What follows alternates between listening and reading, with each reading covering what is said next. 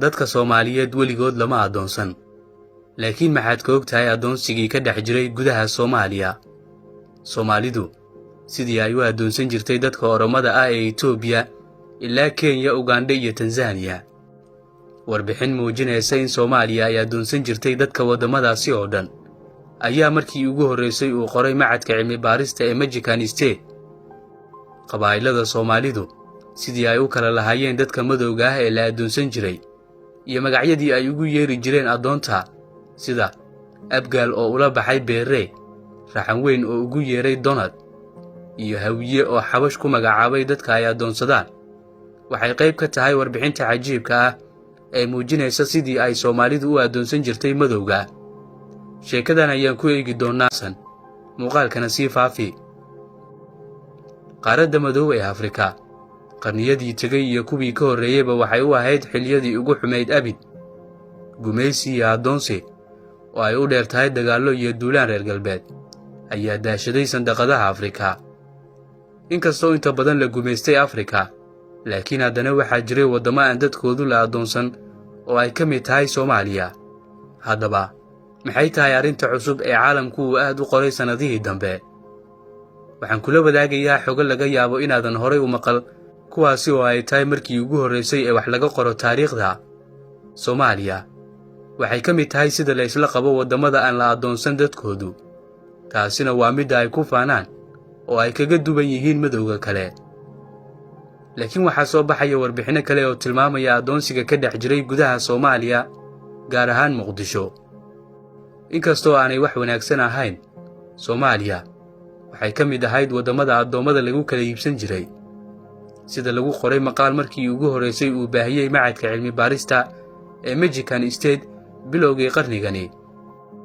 Magaalooyinka Soomaaliya sida Muqdisho iyo Baraawe waxay ka mid ahaayeen goobaha sida weyn uu uga jiray adoonsiga. Sida caadiga ah, adoonsigu waxa uu ahaa laba qaab.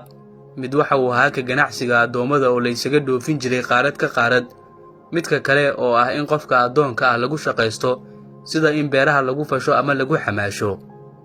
Soomaalidu waxay adoonsan jireen 3 ummadood, waa sida lagu qoray maqaalkani. Waxaan ka xusi karnaa Oromada Itoobiya oo xilligaasi ahaa kuwa loogu jeclaa ama dhinaca kale ugu qiimaha badnaa adoomadii laga ganacsan jiray. Sidoo kale, Soomaalidu waxay adoonsan jireen ummadaha la isku yiraahdo Sawaaxili oo ku hadla afka Sawaaxiliga oo ay ka mid yihiin Tanzania, Kenya iyo Uganda. Inta badan dadka ay Soomaalidu adoonsadaan waxay u badnaayeen inay sii iibin jireen iyagoo u diri jiray deegaanada Carabta iyo Koonfurta Yurub.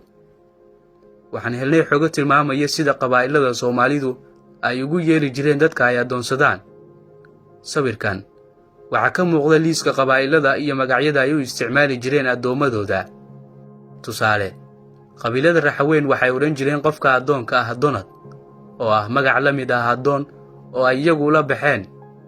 Sidoo kale qabiilka Abgaal waxay adoomadu ugu yeeri jireen Beere ama Shambere.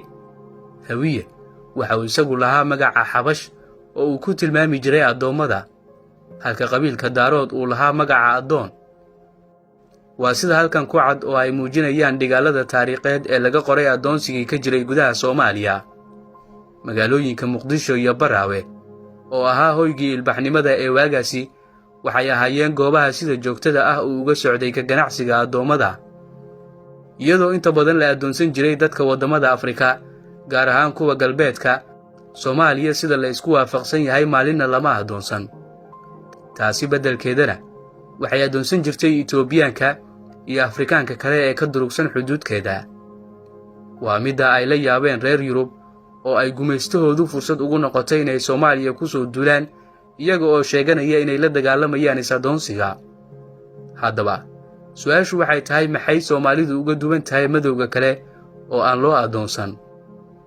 Aragtidaada hoos nagula wadaag, muuqaalkana like saar oo sii sheer gare